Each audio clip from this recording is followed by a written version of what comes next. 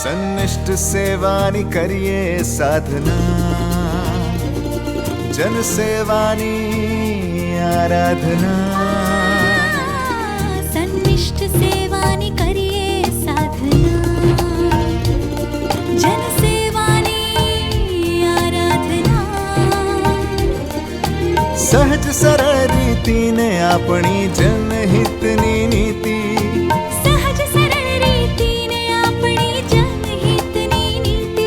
સાથે મળીને લખીએ આપણે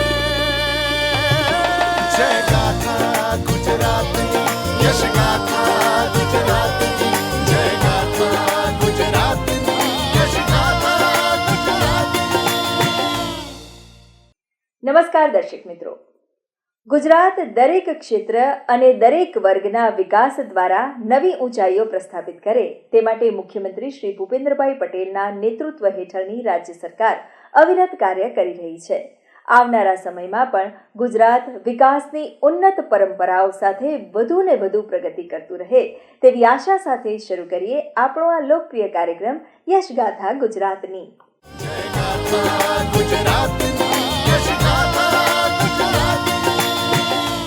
દર્શક મિત્રો, આજના આપણા યશગાથા ગુજરાતની કાર્યક્રમમાં આપણે નિહાળીશું કેન્દ્રીય ગૃહ અને સહકારિતા મંત્રી શ્રી અમિતભાઈ શાહે કરેલા વિવિધ પ્રકલ્પોના લોકાર્પણ અને મુલાકાત વિશે. ત્યારબાદ જાણીશું જનજાતીય ગૌરવ દિવસની ઉજવણી મુખ્યમંત્રી શ્રી ભૂપેન્દ્રભાઈ પટેલે કયા જિલ્લામાં કરી અને જાણીશું પ્રાકૃતિક ખેતી કરીને નર્મદા જિલ્લાના એક પ્રગતિશીલ ખેડૂતની સાફલ્ય ગાથા.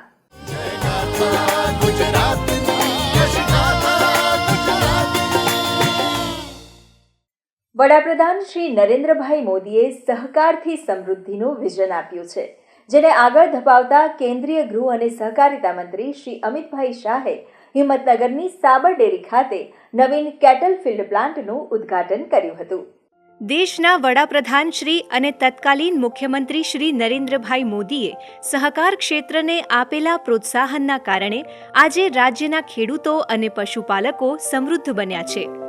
એ જ સહકારથી સમૃદ્ધિના વિચારને આગળ ધપાવતા કેન્દ્રીય ગૃહ અને સહકારિતા મંત્રી શ્રી અમિતભાઈ શાહે હિંમતનગર ખાતે સાબર ડેરીના ₹210 કરોડના ખર્ચે તૈયાર થયેલ 800 મેટ્રિક ટન પ્રતિદિનની ક્ષમતાવાળા કેટલ ફીડ પ્લાન્ટનું ઉદ્ઘાટન કર્યું હતું. આ પ્લાન્ટનો પ્રારંભ થવાથી સાબરકાંઠા અને અરવલ્લી જિલ્લાના દૂધ ઉત્પાદકોના દૂધાળા પશુઓ માટે સમતોલ અને પોષણયુક્ત આહારનો પુરવઠો વધુ માત્રામાં પ્રાપ્ત થશે અને પશુપાલકોની આજીવિકામાં પણ વધારો થશે. દેશમાં થતા દૂધ ઉત્પાદનની વાત કરતા કેન્દ્રીય સહકારિતા મંત્રીશ્રીએ જણાવ્યું હતું કે શ્વેત ક્રાંતિને કારણે જ ગુજરાતના સહકારિતા ક્ષેત્રમાં આમૂલ પરિવર્તન આવ્યું છે. વર્ષ 1970માં માથા દીઠ 40 ગ્રામ દૂધ ઉપલબ્ધ થતું હતું, જ્યારે આજે 2023-24માં સમગ્ર દેશમાં માથા દીઠ 167 ગ્રામ દૈનિક દૂધ ઉપલબ્ધ કરાવવામાં આવી રહ્યું છે. આમ વૈશ્વિક સરેરાશ દૂધ ઉત્પાદન 117 ગ્રામ છે, જેના કરતાં ભારતની સરેરાશ વધારે છે, જે સહકારી માળખાના કારણે શક્ય બન્યું છે. પ્રાકૃતિક કૃષિના વિષય પર ભાર મૂકતા કેન્દ્રીય સહકારિતા મંત્રી શ્રી અમિતભાઈ શાહે કહ્યું હતું કે પ્રાકૃતિક ખેતી આવનારા દિવસોમાં ખેડૂતોની સમૃદ્ધિનું કારણ બનશે તથા પ્રાકૃતિક ખેતી લોકોને કેન્સર, ડાયાબિટીસ જેવા રોગોમાંથી મુક્ત થવામાં પણ મદદરૂપ થશે. વધુમાં મંત્રીશ્રીએ મહિલા પશુપાલકોને પ્રાકૃતિક ખેતી તરફ આગળ વધવા તેમજ વધુમાં વધુ પ્રાકૃતિક કૃષિ પદ્ધતિ અપનાવવાની અપીલ પણ કરી હતી. આ પ્રાકૃતિક ખેતી આવનારા દિવસોમાં એ ખેડૂતની સમૃદ્ધિનું એ કારણ થવાની છે અને સમગ્ર દેશના અને દુનિયાના નાગરિકોને કેન્સર, ડાયાબિટીસ અને બીપીથી મુક્ત કરવાનું પણ સાધન બન્યું છે. ને પ્રાકૃતિક ખેતી ખૂબ સરળ છે. એક દેશી ગાયમાંથી 20 એકર ખેતી થાય અને 20 એકર ખેતીથી પ્રાકૃતિક અનાજનું ઉત્પાદન કરી સમાજનું સ્વાસ્થ્ય અને આપણી આવક બંને વધારી. સાબર ડેરી ખાતે યોજાયેલ મહિલા જાગૃતિ કાર્યક્રમ અંતર્ગત કેન્દ્રીય સહકારિતા મંત્રી શ્રી અમિતભાઈ શાહે મહિલા દૂધ ઉત્પાદકો સાથે સંવાદ સાધ્યો હતો. આ અવસરે કેન્દ્રીય સહકારિતા મંત્રી શ્રી અમિતભાઈ શાહના હસ્તે સાબર ડેરીની વિવિધ મંડળીઓ અને પશુપાલકોનું પણ સન્માન કરવામાં આવ્યું હતું. આ પ્રસંગે ગુજરાત વિધાનસભા અધ્યક્ષશ્રી અને બનાસ ડેરીના ચેરમેન શ્રી શંકરભાઈ ચૌધરી, કૃષિ અને પશુપાલન કેબિનેટ મંત્રી શ્રી રાઘવજીભાઈ પટેલ તથા અન્ય મંત્રીશ્રીઓ પણ ઉપસ્થિત રહ્યા હતા. ગાથા ગુજરાતની યશ ગાથા ગુજરાતની.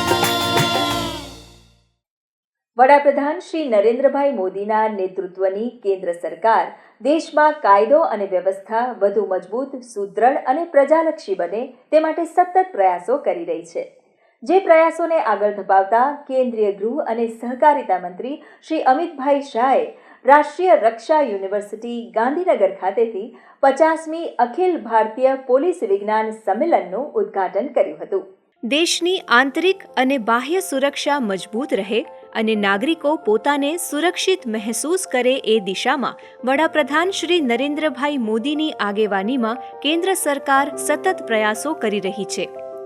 એ જ પ્રયાસોને આગળ ધપાવતા કેન્દ્રીય ગૃહમંત્રી શ્રી અમિતભાઈ શાહની અધ્યક્ષતામાં અને મુખ્યમંત્રી શ્રી ભૂપેન્દ્રભાઈ પટેલની પ્રેરક ઉપસ્થિતિમાં ગાંધીનગરના દહેગામ તાલુકાના લવાડ ખાતે રાષ્ટ્રીય રક્ષા યુનિવર્સિટીમાં અખિલ ભારતીય પોલીસ વિજ્ઞાન સંમેલનની સુવર્ણ જયંતિ આવૃત્તિનું ઉદ્ઘાટન કરવામાં આવ્યું હતું. ભારતીય પોલીસિંગને આગળ વધારવા માટે 5 દાયકાની પ્રતિબદ્ધતાની ઉજવણીમાં પોલીસ સંશોધન અને વિકાસ બ્યુરો તથા રાષ્ટ્રીય રક્ષા યુનિવર્સિટીના સહયોગથી 50મી અખિલ ભારતીય પોલીસ વિજ્ઞાન સંમેલનનું આયોજન કરવામાં આવ્યું હતું. કેન્દ્રીય ગૃહ અને સહકારિતા મંત્રી શ્રી અમિતભાઈ શાહે આ પ્રસંગે જણાવ્યું હતું કે દેશ, દુનિયા અને અપરાધ જગતમાં જે રીતે પરિવર્તન આવી રહ્યું છે તે રીતે પોલીસે અપરાધના વિરોધમાં લડવાની પોતાની ક્ષમતાને મજબૂત બનાવવાની છે. જ્યારે આ જવાબદારી પોલીસ વિજ્ઞાન કોંગ્રેસ સ્વીકારે છે ત્યારે આપણે તેનું નવું સ્વરૂપ અને બદલાવ સાથે અનુસંધાન અને વિકાસ 2 શબ્દને જોડી જન જન સુધી સુરક્ષા પહોંચાડવાની જવાબદારી છે.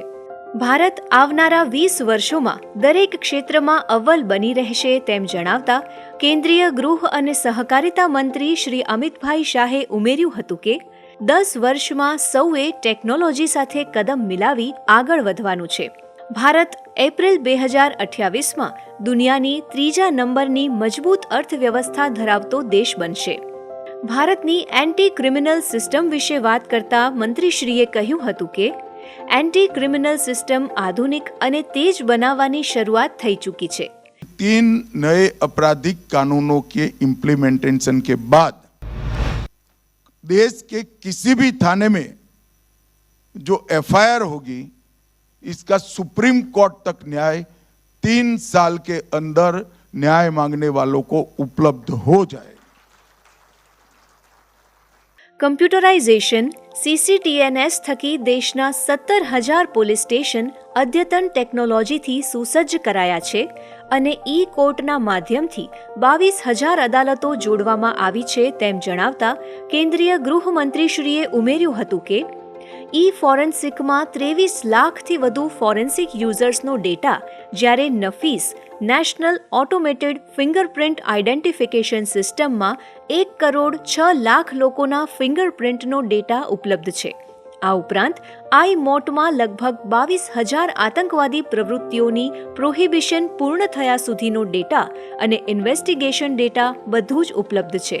ભારતીય ન્યાય સંહિતા, ભારતીય નાગરિક સુરક્ષા સંહિતા, ભારતીય સાક્ષ્ય અધિનિયમનો ઉલ્લેખ કરતા કેન્દ્રીય ગૃહમંત્રીશ્રીએ જણાવ્યું હતું કે 150 વર્ષ પહેલા બનાવેલા જૂના કાયદાઓ નાગરિક કેન્દ્રી ન હતા, જ્યારે હવે બનેલા 3 નવા કાયદા નાગરિકોના અધિકારોને ધ્યાનમાં રાખીને બનાવવામાં આવ્યા છે. આ 3 કાનૂનમાં બધી જ વસ્તુઓ ટેકનોલોજી સાથે જોડવામાં આવી છે, જેનાથી ન્યાય પ્રક્રિયા ખૂબ જ ઝડપી બનશે. આ અવસરે મુખ્યમંત્રી શ્રી ભૂપેન્દ્રભાઈ પટેલે ઓલ ઇન્ડિયા પોલીસ સાયન્સ કોંગ્રેસમાં સૌને આવકારતા કહ્યું હતું કે દેશની સ્વતંત્રતાની શતાબ્દી સુધીના આ અમૃતકાળમાં ભારત દરેક ક્ષેત્રમાં સર્વપ્રથમ, સક્ષમ અને આત્મનિર્ભર બને તેવો વડાપ્રધાન શ્રી નરેન્દ્રભાઈ મોદીનો સંકલ્પ છે. પોલીસ દળના મોડર્નાઇઝેશન વિશે જણાવતા મુખ્યમંત્રી શ્રી ભૂપેન્દ્રભાઈ પટેલે કહ્યું હતું કે प्रधानमंत्री के मार्गदर्शन और गृह मंत्री श्री अमित भाई के विजन के कारण crime and criminal network tracking system और interoperable criminal justice system समग्र देश में असरकारक तरीके से लागू किए गए हैं. इस व्यवस्था के लागू होने से पुलिस, फॉरेंसिक, प्रोसिक्यूशन, कोर्ट और जेल सभी को एक ही डेटा के जरिए एक साथ एक्सेस करने की सुविधा से क्राइम इन्वेस्टिगेशन प्रोसेस में गति आई है. आज देश के 16,500 से अधिक पुलिस स्टेशन CCTNS से और 23,000 से अधिक अदालतें एक कोर्ट से जुड़ी हुई हैं. जय गाथा गुजरातनी यश गाथा गुजरातनी. વર્ષ 2021થી ભગવાન બિરસા મુંડાની જન્મ જયંતિને જનજાતીય ગૌરવ દિવસ તરીકે ઉજવાય છે, જેની આ વર્ષની રાજ્ય કક્ષાની ઉજવણી મુખ્યમંત્રી શ્રી ભૂપેન્દ્રભાઈ પટેલની ઉપસ્થિતિમાં ડાંગના આહવા ખાતે કરવામાં આવી હતી, જેમાં મુખ્યમંત્રીશ્રીના હસ્તે ₹100 કરોડથી વધુના વિકાસ કાર્યોના લોકાર્પણ અને ખાતમુહૂર્ત કરવામાં આવ્યા હતા. ગુજરાત સરકારની પ્રાથમિકતા અને કટિબદ્ધતાનું પરિણામ છે કે આજે અંબાજીથી ઉમરગામના આદિવાસી પૂર્વ પટ્ટાએ વિકાસની હરણફાળ ભરી છે. વડાપ્રધાન શ્રી નરેન્દ્રભાઈ મોદીએ આજથી 2.25 દાયકા પહેલા આદિવાસી બાંધવો માટે લીધેલો સંકલ્પ આજે સાકાર થઈ રહ્યો છે. રોડ, રસ્તા, વીજળી, શૌચાલય, આવાસ, દરેક ઘરે નળથી જળ, શાળાઓ જેવી શ્રેષ્ઠ પ્રાથમિક સુવિધાઓની સાથે સાથે ઉચ્ચ શિક્ષણ આપતી ટ્રાઇબલ યુનિવર્સિટી, મેડિકલ શિક્ષણ માટેની કોલેજો, ખેતી અને સિંચાઈ માટેની સુવિધાઓ, ઉત્તમ સ્વાસ્થ્ય સેવાઓ માટે પ્રાથમિક આરોગ્ય કેન્દ્રો સાથે રોજગારલક્ષી તાલીમનું આયોજન, આ તમામ બાબતો આજે ગુજરાતના આદિવાસી વિસ્તારોની હકીકત બની છે.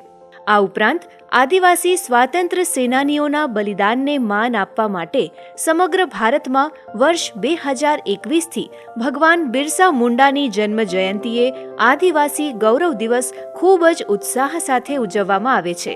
ત્યારે આ વર્ષના જનજાતીય ગૌરવ દિવસની રાજ્ય કક્ષાની ઉજવણી મુખ્યમંત્રી શ્રી ભૂપેન્દ્રભાઈ પટેલની ઉપસ્થિતિમાં ડાંગ જિલ્લાના આહવા ખાતે કરવામાં આવી હતી. વડાપ્રધાન શ્રી નરેન્દ્રભાઈ મોદીની ઉપસ્થિતિમાં બિહારના જમુઈ ખાતે આયોજિત રાષ્ટ્રીય કક્ષાના કાર્યક્રમના જીવંત પ્રસારણમાં આહવાથી સૌ કોઈ દ્રશ્ય શ્રાવ્ય માધ્યમથી જોડાયા હતા. આ અવસરે મુખ્યમંત્રીશ્રીના હસ્તે ₹102 કરોડથી વધુના 37 જેટલા વિકાસ કામોના લોકાર્પણ અને ખાતમુહૂર્ત કરવામાં આવ્યા હતા. તેમજ 568 જેટલા લાભાર્થીઓને અંદાજિત ₹234 લાખના યોજનાકીય લાભનું વિતરણ કરવામાં આવ્યું હતું. આજે આદિજાતિ વિકાસમાં ગુજરાત અગ્રેસર છે તેનો શ્રેય વડાપ્રધાન શ્રી નરેન્દ્રભાઈ મોદીને આપતા મુખ્યમંત્રી શ્રી ભૂપેન્દ્રભાઈ પટેલે કહ્યું હતું કે વર્ષ 2007માં તત્કાલીન મુખ્યમંત્રી શ્રી અને હાલના વડાપ્રધાન શ્રી નરેન્દ્રભાઈ મોદીએ વનબંધુ કલ્યાણ યોજનાની શરૂઆત કરાવી આદિજાતિ સમુદાયના સર્વાંગી વિકાસ પર ધ્યાન કેન્દ્રિત કર્યું હતું. આઝાદી સંગ્રામમાં મહત્વનું પ્રદાન આપનાર આદિવાસી સમુદાયો સ્વતંત્ર પછી દાયકાઓ સુધી વિકાસની ગતિ કર્યા. આદરણીય મોદી સાહેબ વિકાસની રાજનીતિનો જે નવો યુગ શરૂ કર્યો તેમાં આહવાથી આસામ અને ઝાલોદની ઝારખંડ સુધીના દરેક વિસ્તાર, દરેક જ્ઞાતિ જાતિ કોમને વિકાસની મુખ્ય ધારામાં આવવાની તક મળી છે.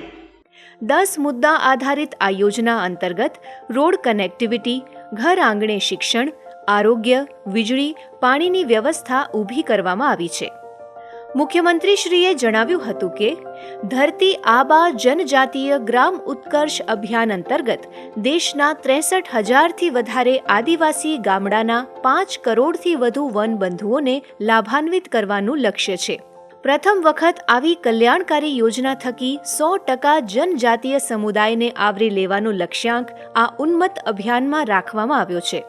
રાજ્યમાં આદિજાતિ સમુદાયના વિકાસ વિશે જણાવતા મુખ્યમંત્રી શ્રી ભૂપેન્દ્રભાઈ પટેલે કહ્યું હતું કે વડાપ્રધાન શ્રી નરેન્દ્રભાઈ મોદીના નેતૃત્વમાં ગુજરાતના આદિજાતિ પરિવારોને વિકાસના પંથે લઈ જવા અને તેમના ગૌરવ સન્માન માટે આપણે અગ્રેસર રહ્યા છીએ.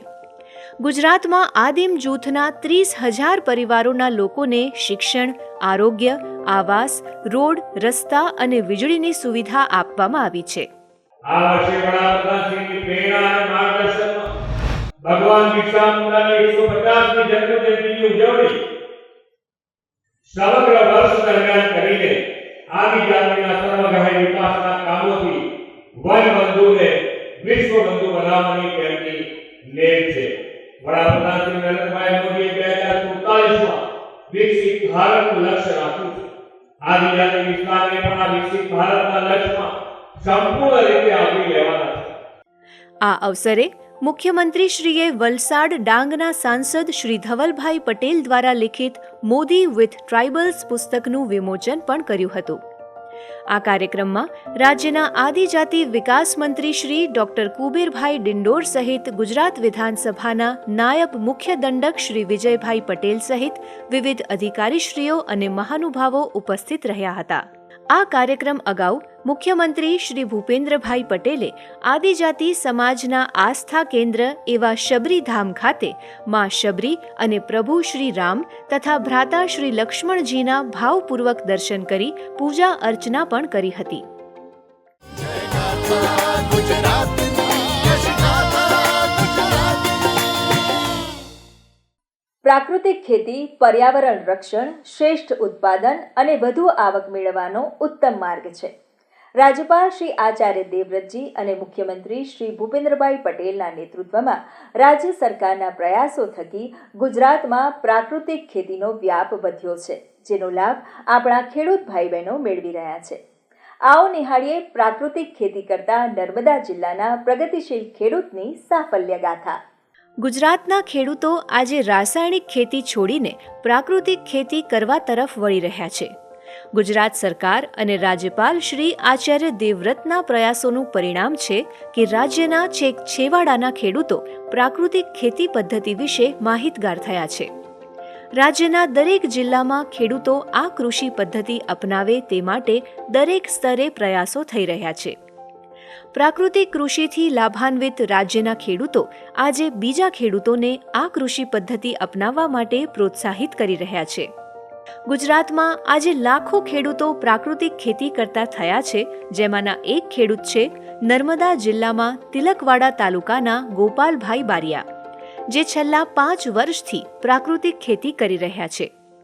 પ્રાકૃતિક કૃષિ પદ્ધતિ હેઠળની મિશ્ર પાક પદ્ધતિ થકી ગોપાલભાઈએ પ્રાકૃતિક ખેતી આધારિત મોડલ ફાર્મ તૈયાર કર્યું છે, જેમાં તેઓ પપૈયા, મરચા, રીંગણ, સરગવો, સીતાફળ, બારમાસી આંબો, મોસંબી, ફણસ, એપલ બોર તેમજ કેળના પાકો સહિત હળદર જેવા મસાલા પાકોની પ્રાકૃતિક ખેતી કરતા આવ્યા છે.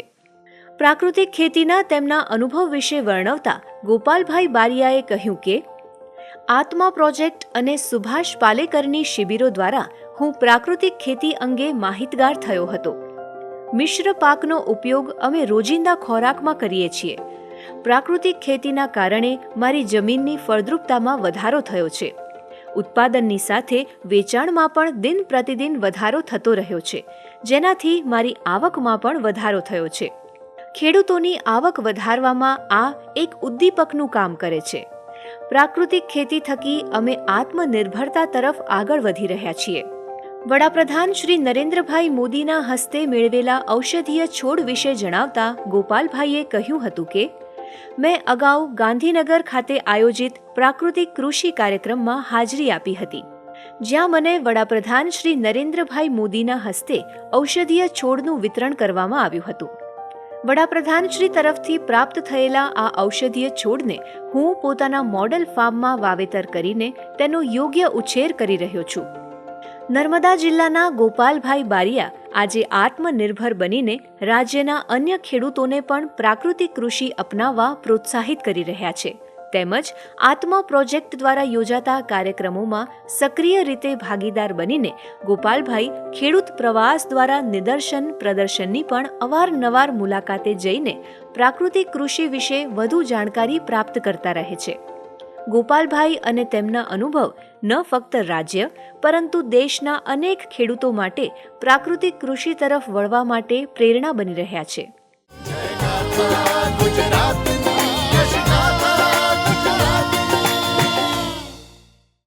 દર્શક મિત્રો, ગુજરાત રાજ્યમાં ગત સપ્તાહે થયેલ મહત્વના કાર્યક્રમો અને પ્રવૃત્તિઓને નિહાળીએ સમાચાર સારાંશમાં.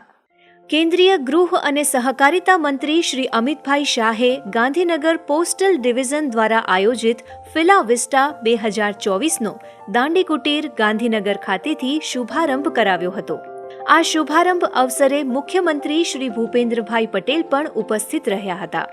આ અવસરે ઉપસ્થિત સર્વે મહાનુભાવોએ વિશિષ્ટ અને દુર્લભ પોસ્ટલ સ્ટેમ્પ્સના રસપ્રદ પ્રદર્શનની મુલાકાત લીધી હતી. આ મુલાકાત દરમિયાન કેન્દ્રીય ગૃહમંત્રી શ્રી તેમજ મુખ્યમંત્રીશ્રીએ ગાંધીનગરમાં સ્થાપત્ય કલા થીમ આધારિત વિશેષ પોસ્ટલ સ્પેશિયલ કવરનું અનાવરણ કર્યું હતું. તારીખ 19 અને 20 નવેમ્બરના રોજ યોજાયેલ ફિલા વિસ્ટા 2024 પ્રદર્શને ફિલેટેલી પ્રેમીઓ અને નાગરિકો માટે દુર્લભ અને આકર્ષક સ્ટેમ્પ્સના એક વિશાળ કલેક્શન નિહાળવાની અનોખી તક પૂરી પાડી હતી. આ પ્રસંગે ગાંધીનગર મહાનગરપાલિકાના મેયર શ્રીમતી મીરાબેન પટેલ સહિત મહાનુભાવો ઉપસ્થિત રહ્યા હતા.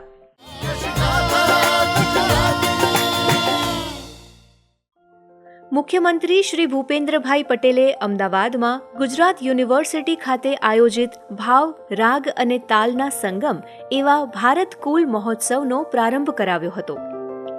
4 દિવસીય ભારત કુલ મહોત્સવમાં ધાર્મિક કાર્યક્રમો, શાસ્ત્રીય સંગીતના કાર્યક્રમો, પત્રકારત્વ સંસ્કૃતિ, ફિલ્મોની સંસ્કૃતિ, રંગભૂમિને લગતી સંસ્કૃતિ, ચિત્ર પ્રદર્શન, શિલ્પ પ્રદર્શન, રંગયાત્રા, ફોટોગ્રાફી એક્ઝિબિશન જેવા કાર્યક્રમોનું આયોજન કરવામાં આવ્યું હતું. ગુજરાત મીડિયા ક્લબ દ્વારા આયોજિત આ ભારત કુલ કાર્યક્રમના પ્રારંભ પ્રસંગે મુખ્યમંત્રીશ્રીએ કહ્યું હતું કે યુવા પેઢીને આપણી સનાતન સભ્યતાના મૂળતઃ મૂલ્યોનો પરિચય થાય તે પણ અત્યંત જરૂરી છે.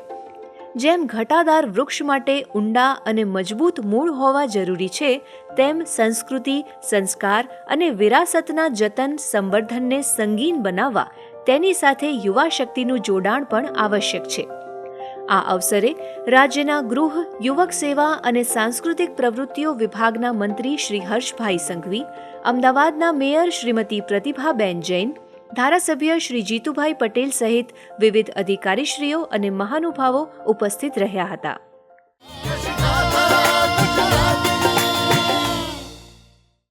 ગુરુ નાનક દેવની 555મી જન્મ જયંતિ અવસરે મુખ્યમંત્રી શ્રી ભૂપેન્દ્રભાઈ પટેલ અમદાવાદના થલતેજ સ્થિત ગુરુદ્વારા ગોવિંદધામ પહોંચ્યા હતા. મુખ્યમંત્રીશ્રીએ ગુરુદ્વારામાં ભક્તિભાવપૂર્વક ગુરુ ગ્રંથ સાહિબના દર્શન કર્યા હતા અને કીર્તનમાં સહભાગી પણ થયા હતા.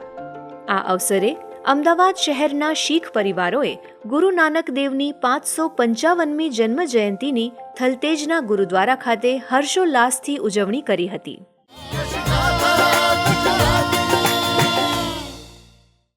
દર્શક મિત્રો, યશગાથા ગુજરાતની કાર્યક્રમ અહીં સમાપ્ત થાય છે. ફરી મળીશું ગુજરાતના વિકાસની અવનવી વાતો સાથે આ જ કાર્યક્રમમાં આવતા સપ્તાહે. ત્યાં સુધી આપની રજા લઈએ. નમસ્કાર.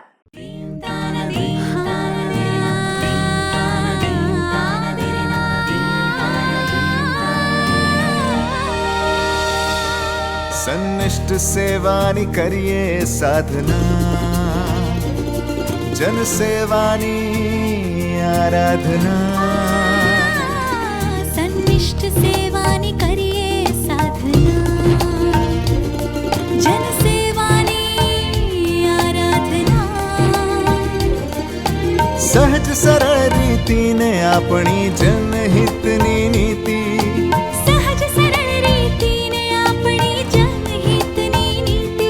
સાથે મળીને લખીએ આપણે જય ગાથા ગુજરાતની, યશ ગાથા ગુજરાતની.